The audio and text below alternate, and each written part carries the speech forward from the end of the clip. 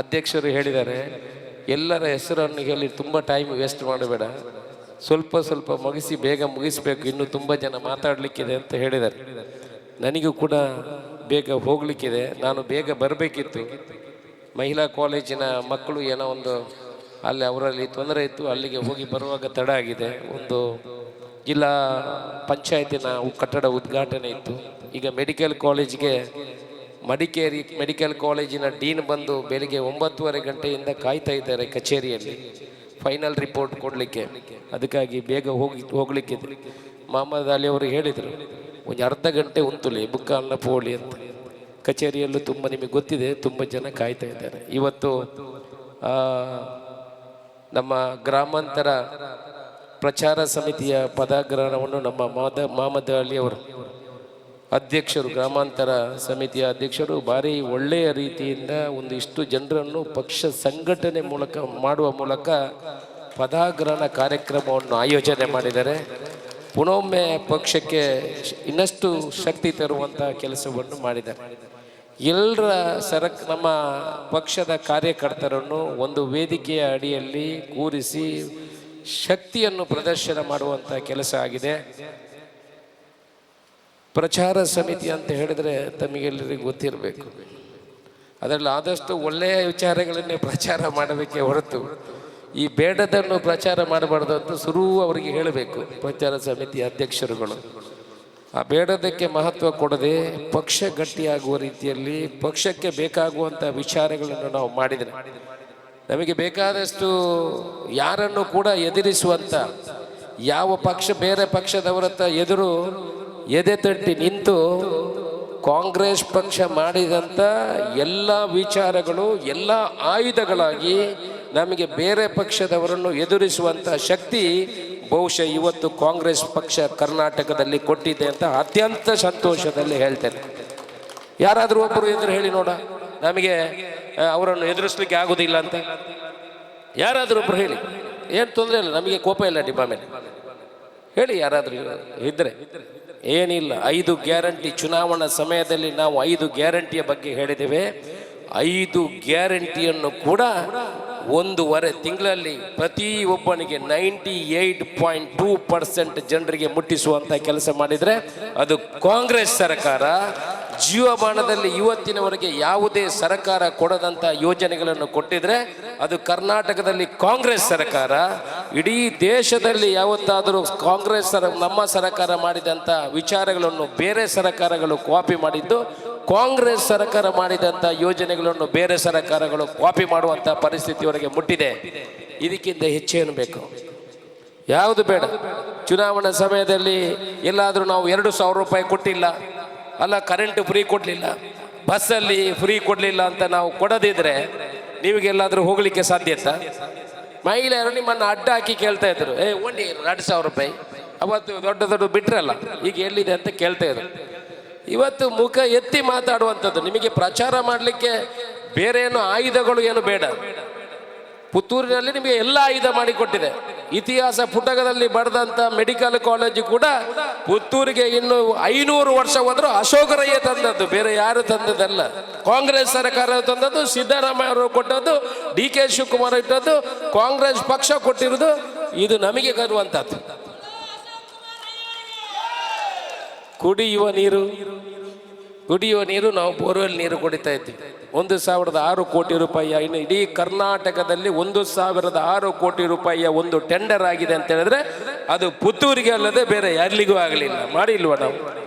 ಅಕ್ರಮ ಸಕ್ರಮ ಇಡೀ ಕರ್ನಾಟಕಕ್ಕೆ ನೋಡಿ, ನೀವು ಇಡೀ ಕರ್ನಾಟಕದಲ್ಲಿ ನೀವು ಗೂಗಲಲ್ಲಿ ಸಿಗ್ತದೆ ಯಾರೆಲ್ಲ ಎಷ್ಟೆಷ್ಟು ಅಕ್ರಮ ಸಕ್ರಮ 94C 94CC ಮಾಡಿದ್ದಾರೆ ಅಂತ.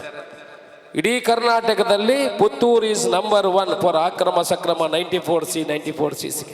ಇದನ್ನೆಲ್ಲ ಯಾಕೆ ಉಲ್ಲೇಖ ಮಾಡ್ತೀನಿ ಅಂತ ಹೇಳಿದ್ರೆ, ನಮಗೆ ಬೇರೆ ಪಕ್ಷದ ಪ್ರಚಾರ ಸಮಿತಿಯವರು ಅಂತ ಹೇಳಿದ್ರೆ ಪ್ರಚಾರವನ್ನು ಮಾಡಲಿಕ್ಕೆ ಸರ್ಕಾರದಲ್ಲಿ ಇರುವಂಥ ಎಲ್ಲ ಅದು ಅವರ ಹೆಚ್ಚಿನ ಕೆಲಸ ಸಿಗುವಂಥದ್ದು ಅವರಿಗೆ ಚುನಾವಣಾ ಸಮಯದಲ್ಲಿ. ಆ ಸಮಯದಲ್ಲಿ ಆ ಹೆಚ್ಚಿನ ನಾವು ಸರ್ಕಾರ ಏನು ಸಾಧನೆಗಳನ್ನು ಮಾಡಿದೆ ಅದನ್ನು ಜನರಿಗೆ ತಿಳಿಸುವಂಥ ಕೆಲಸಗಳನ್ನು ನಾವು ಮಾಡಬೇಕಿದೆ. ಒಗ್ಗಟ್ಟು ಪ್ರದರ್ಶನಗಳು ನಮ್ಮ ಹತ್ರ ಬೇಕು. ನೀವು ಬಂಧುಗಳೇ, ಕಾರ್ಯಕರ್ತರೇ, ನಾನು ಒಂದು ವಿಚಾರವನ್ನು ಹೇಳ್ತೇನೆ. ಬೇರೆ ಪಕ್ಷದವರು ಒಂದು ಸೋಷಿಯಲ್ ಮೀಡಿಯಾದಲ್ಲಿ ಏನಾದರೂ ಹಾಕಿದರೆ ಅದಕ್ಕೆ 200 ತಂಬುಗಳು ಬರ್ತದೆ. ಅಲ್ಲ, ಒಂದು ಅವರಿಗೆ ಜೈಕಾರ ಹಾಕೋರು ಒಂದು 500 ಬರ್ತದೆ. ನಾವು ಎಂತೆಂಥ ಕೆಲಸಗಳನ್ನು ಮಾಡಿದರೆ ನಮಗೆ 25 ತಂಬು ಬರಲಿಕ್ಕೆ ಭಾರಿ ಕಷ್ಟ ಆಗ್ತದೆ. ಅದೇ ಒಂದು ಬೇಡದ್ದು ಬರಲಿ ಯಾಕೆ ಅಂತೆ ಅವ್ರು ನಮ್ಮವರೇ ಪಟಕ ಪಟಕ ಪಟಕ ಪಟಕ ಅಂತ ಅದನ್ನು ಸಂತೋಷ ಪಡ್ತಾರೆ. ಪಕ್ಷದಲ್ಲಿ 100ರಲ್ಲಿ 100% ಯಾರಿಗೂ ಸಮಾಧಾನ ಮಾಡಲಿಕ್ಕೆ ಸಾಧ್ಯ ಇಲ್ಲ. Vinay Kumar is matured politician. 2-3 ಸಲ ಶಾಸಕರಾಗಿದ್ದಾರೆ, ಮಂತ್ರಿ ಆಗಿದ್ದಾರೆ, MP ಆಗಿದ್ದಾರೆ. ಸೀಸನ್ಡ್ ಪೊಲಿಟಿಷಿಯನ್ ಅಂತ ಹೇಳ್ತಾರೆ. ಸೀಸನ್ಡ್ ಪೊಲಿಟಿಷಿಯನ್ ಅಂತ ಹೇಳಿದ್ರೆ, ನಾವು ಮರ ನೋಡಿ ಒಳ್ಳೆ ಸೀಸನ್ ಆಗಬೇಕಿದ್ರೆ ಅದು ನೀರಲ್ಲಿ ಹಾಕಿ ಅದನ್ನೆಲ್ಲ ಸೀಸನ್ ಆಗಿ ಮಾಡಿದರೆ ಅದು ಗಟ್ಟಿ ಆಗ್ತದೆ, ಏನಾಗೋದಿಲ್ಲ. ಹಾಗೆ ಅವರು ಗುದ್ದಾಟ, ಪಡೆದಾಟ, ಅಪ್ಪು ಡೌನು ಎಲ್ಲ ನೋಡಿ ಈಗ ಸುಮ್ಮನೆ ಅಲ್ಲಿ ಕೂತಿದ್ದಾರೆ, ಕೈ ಕಟ್ಟಿ ಕೂತು ಈ ಅಶೋಕರ ಏನೆಲ್ಲ ಮಾತಾಡ್ತಾರೆ ಅಂತ ನೋಡುವ ಅಂತ. ನಾನು ಅಧಿಕಾರ ಏನು ವಹಿಸ್ಕೊಂಡಿಲ್ಲ. ನಾನು ರಾಜ್ಯಕ್ಕೆವನ್ನೆಲ್ಲ ನೋಡಿದ್ದೇನೆ. ಈ ರಾಜ್ಯದ ಮುಖ್ಯಮಂತ್ರಿಗೆ ಎಷ್ಟು ಪವರ್ ಇದೆ, ಈ ರಾಜ್ಯದ ದೇಶದ ನಂಬರ್ 1, 2, 3, 4 ಸೆಂಟ್ರಲ್ ಮಿನಿಸ್ಟ್ರು ಏನೆಲ್ಲ ಪವರ್ ಇದೆ, ಯಾರನ್ನು ಎಲ್ಲಿ ಬಗೆಬಡ್ಬೋದು, ಯಾವ ಫೈಲು ಎಲ್ಲಿಗೆ ಹೋಗಿದ್ರೆ ಏನಾಗ್ತದೆ ಅಂತ ನನಗೆಲ್ಲ ಗೊತ್ತಿದೆ. ನನಗೆ ಮೆಡಿಕಲ್ ಕಾಲೇಜ್ ಆಗುವಾಗ, ನಾನು ಜಾಸ್ತಿ ಮಾತಾಡಿದ್ರೆ 2 ನಿಮಿಷ ಮುಳಿಸ್ತೇನೆ, ಮಾತಾಡಿದ್ರೆ ಇನ್ನೂ ತುಂಬ ಹೊತ್ತು ಹೋಗ್ತದೆ. ಮೆಡಿಕಲ್ ಕಾಲೇಜ್ ಆಗುವಾಗ ನನಗೆ ಹೇಳಿದರು, ಮರ್ಲಿ ಮೆಡಿಕಲ್ ಕಾಲೇಜ್ ಮಲ್ಪೆರ ಬಚ್ಚಿ ಮುರಾನಿ ಬತ್ತದು ಬಾರಿ ಪುಡಿಯರ್ಬಿ ಯಾರು ಎಲ್ಲರೂ ಹೇಳಿದ್ದಾರೆ. ಮತ್ತು ಮೆಡಿಕಲ್ ಕಾಲೇಜಿಗೆ ನನ್ನ ಕೈ ಕಾಲು ತುಂಡು ಮಾಡಿಲ್ಲ ಅಷ್ಟೇ, ಎಲ್ಲ ಕಾಲಲ್ಲಿ ಇಳಿದವರು ಕಾಲಲ್ಲಿ ಎಳ್ದಿದ್ದಾರೆ, ಕೈಯಲ್ಲಿ ಹಿಡ್ದವರು ಕೈಯಲ್ಲಿ ಎಳ್ದಿದ್ದಾರೆ, ಗಂಟಲಲ್ಲಿ ಇಳಿದವರು ಎಲ್ಲ ಎಳ್ದಿದ್ದಾರೆ. ಆದರೆ ನಾನು ಎಲ್ಲಿ ಬಿಡ್ದಿಲ್ಲ. ಯಾರಿಗೆ ನನಗೆ ಗೊತ್ತಿದೆ ಅದು ಎಲ್ಲಿ ಹೋದರೆ ಎಲ್ಲಿ ರಿಸಲ್ಟ್ ಬರ್ತದೆ ಅಂತ ನನಗೆ ಗೊತ್ತಿದೆ. ಅಷ್ಟು ಸುಲಭದಲ್ಲಿ ಬಿಡೋಣ. ಮತ್ತು ನನಗೆ ಒಬ್ಬನಿಗೆ ಮೆಡಿಕಲ್ ಕಾಲೇಜ್ ಅಲ್ಲ, ನನಗೆ ಅವಶ್ಯಕತೆ ಗೊತ್ತಿಲ್ಲ, ಎಲ್ರಿಗೂ ಬೇಕಾಗ್ತದೆ. ನಮ್ಮ ಜನ್ಮ ಮಕ್ಕಳಿಗೆಲ್ಲ ಮೆಡಿಕಲ್ ಕಾಲೇಜ್ ಬೇಕು. ಇವತ್ತು ನೀವು ಎಲ್ಲಾದರೂ ಭಾಷಣ ಮಾಡಿದ್ರೆ, ಪ್ರಚಾರ ಸಮಿತಿಯವರು ಭಾಷಣ ಮಾಡಬೇಕಿದ್ರೆ ಎದ್ದೆ ತಟ್ಟು ಹೇಳ್ಬೋದಲ್ಲ, ಮೈಕೆ ಎತ್ತ್ಯಾ ಮೆಡಿಕಲ್ ಕಾಲೇಜ್ ನಾವು ತಂದಿದ್ದೀವಿ, ನೀರು ನಾವು ಕೊಟ್ಟಿದ್ದೀವಿ, 5 ಗ್ಯಾರಂಟಿಗಳು ನಾವು ಕೊಟ್ಟಿದ್ದೀವಿ, ಏನು ತಪ್ಪು ಮಾಡಿದ್ದೀವಿ? ಏನು ತಪ್ಪು ಮಾಡಿಲ್ಲ. ಅದು ಯಾಕೆ ಜನ ನಮ್ಮನ್ನು ಸ್ವೀಕಾರ ಮಾಡೋದಿಲ್ಲ? ದಕ್ಷಿಣ ಕನ್ನಡ ಉಡುಪಿ ಜಿಲ್ಲೆಯಲ್ಲಿ ನಾವೇನು ತಪ್ಪು ಮಾಡಿದ್ದೀವ? ನಾವು ತಪ್ಪು ಮಾಡಿಲ್ಲ. ನಮ್ಮ attitude has to be change. ನಾವು ಇದನ್ನು ಕಾರ್ಯಕರ್ತರು ಅರ್ಥ ಮಾಡ್ಕೊಳ್ಬೇಕು. ನಾವು ಯಾವುದು ತಪ್ಪು ಮಾಡಿಲ್ಲ.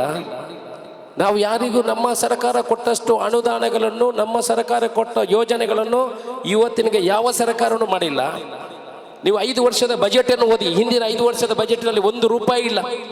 ಬಜೆಟಲ್ಲಿ ದಕ್ಷಿಣ ಕನ್ನಡ ಉಡುಪಿ ಜಿಲ್ಲೆಯ ಹೆಸರು ಇಲ್ಲ. ಆದರೂ ಅವರಿಗೆ ಮತ ಹಾಕ್ತಾರಲ್ಲ. What is the problem? ಏನು ಪ್ರಾಬ್ಲಮ್ ಏನಾಗಾದ್ರೆ? ಯೋಜನೆಗಳನ್ನ ಕೊಡ್ತೀವಿ, ತೊಂದರೆ ಮಾಡುವಲ್ಲ, ಗಲಾಟೆ ಇಲ್ಲ, ಎಲ್ಲಿಗೂ ನ್ಯಾಯ ಕೊಡುವಂಥ ಕೆಲಸ ಮಾಡಿದ್ವಿ. ಒಂದು 16,000 ಜನರಿಗೆ ಇವರು ವಿನಯ್ ಕುಮಾರ್ ಸೊರಕೆ ಅವರು ಇರುವಾಗ ಅಕ್ರಮ ಸಕ್ರಮ ಮಾಡಿದ್ದಾರೆ. ಇವ್ರು ಕೆಲವು ಭಟ್ರುಗಳು ಹೇಳ್ತಾರೆ, ನಾವು ಹೋಗುವಾಗ ಒಂದು ವಿನಯನ್ನೇ ಮಲ್ತುಕೋರ್ನ ಇಂಕ್ಲಿಗೆ ಅಂತ ಹೇಳ್ತಾರೆ. ಬಾಕಿ ಇದ್ದದಕ್ಕೆ ನಾನು ಮಾಡ್ತಾ ಇದ್ದೇನೆ ಹೇಳ್ತಾರೆ. ಈಗ then why they are not voting for us? See, there is a question ಅಲ್ಲ.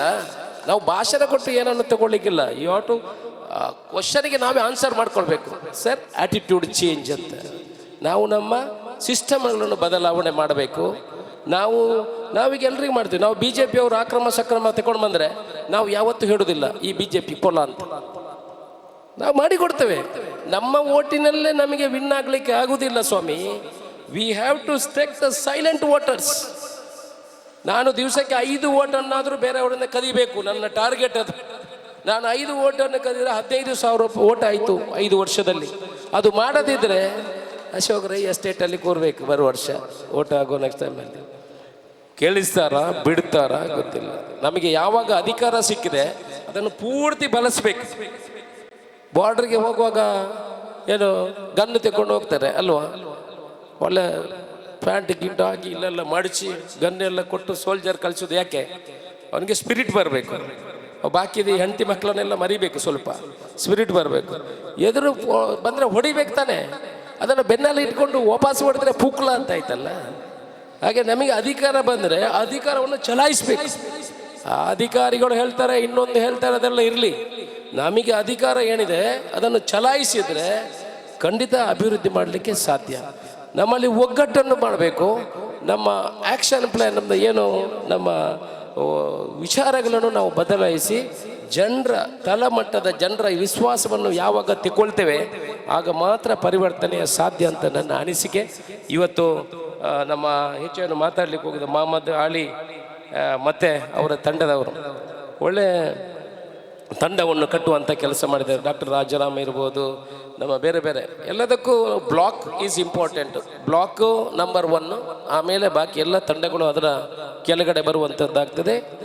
ನಮ್ಮ ವಿಧಾನಸಭಾ ಕ್ಷೇತ್ರಕ್ಕೆ ಬ್ಲಾಕೇ ಇಂಪಾರ್ಟೆಂಟು. ಅದರ ಜೊತೆಯಲ್ಲಿ ಜೊತೆಯಾಗಿ ಈ ಬೇರೆ ಬೇರೆ ಸಮಿತಿಗಳು, ಇಲ್ಲದಿದ್ದರೆ ಪ್ರಚಾರ ಸಮಿತಿಗಳು, ಅವರ ಡೈರೆಕ್ಷನು ಜೊತೆಯಲ್ಲಿ ಹೋಗುವಂಥ ಕೆಲಸವೂ ಆಗ್ತದೆ. ಪುತ್ತೂರಿನಲ್ಲಿ ಒಗ್ಗಟ್ಟಿನ ಮಂತ್ರ ಇನ್ನಷ್ಟು ಗಟ್ಟಿಯಾಗಿದೆ ಅಂತ ಹೇಳಿ ಇವತ್ತು ಮೊಹಮ್ಮದ್ ಅಲಿ ಅವರು ಒಳ್ಳೆ ರಾಜಕೀಯದಲ್ಲಿ ಒಳ್ಳೆ ಪಳಗಿದವರು. ಇನ್ನಷ್ಟು ಮಾರ್ಗದರ್ಶನ ಮಾಡಿ ನಿಮ್ಮ ತಂಡಕ್ಕೆ ಎಲ್ರಿಗೂ ಕೂಡ ಒಳ್ಳೆಯ ವಿಚಾರಗಳನ್ನು ಮಾತ್ರ ಪ್ರಚಾರ ಮಾಡಲಿಕ್ಕೆ ಮನವಿಯನ್ನು ಮಾಡಿ ಕಾಂಗ್ರೆಸ್ಸಿನ ಒಳ್ಳೆಯ ವಿಚಾರಗಳನ್ನು ಪ್ರಚಾರ ಮಾಡಲಿ, ಒಳ್ಳೆಯದಾಗಲಿ. ಇವತ್ತು ಪದಗ್ರಹಣ ಮಾಡಿದಂಥ ಎಲ್ಲ ಪದಾಧಿಕಾರಿಗಳಿಗೂ ಶುಭಾಶಯವನ್ನು ಹೇಳುತ್ತಾ ಒಳ್ಳೆಯ ರೀತಿಯಲ್ಲಿ ಮುಂದಿನ ದಿವಸದಲ್ಲಿ ಕಾಂಗ್ರೆಸ್ ಭವನ ಕಟ್ಟುವ, ಭವಿಷ್ಯದ ಉಜ್ವಲ ಕಾಂಗ್ರೆಸ್ಗೆ ಮುಂದಿನ ಚುನಾವಣೆಗೆ ಹೀಗೆ ಇನ್ನು ಜಿಲ್ಲಾ ಪಂಚಾಯತು, ತಾಲೂಕು ಪಂಚಾಯತು, ಬೇರೆ ಬೇರೆ ಚುನಾವಣೆಗಳು ಬರಲಿಕ್ಕಿದೆ. ಕನಿಷ್ಠ ದಕ್ಷಿಣ ಕನ್ನಡ ಉಡುಪಿ ಜಿಲ್ಲೆಯಲ್ಲಿ ನಮ್ಮವರು ಗೆದ್ದು ಬರೋ ಪ್ರಯತ್ನ ಪ್ರಚಾರ ಸಮಿತಿಯವರು ನಾವೆಲ್ಲ ಸೇರಿ ಮಾಡುವಂತ ಹೇಳಿ ಎಲ್ಲ ಕಾರ್ಯಕರ್ತ ಬಂಧುಗಳಿದ್ದಾರೆ. ನಿಮಗೆಲ್ಲ ತಲೆ ತಗ್ಗಿಸಿ ವಂದಿಸಿ ನನ್ನ ಮಾತನ್ನು ಮುಗಿಸ್ತೀನಿ. ಜೈ ಹಿಂದ್.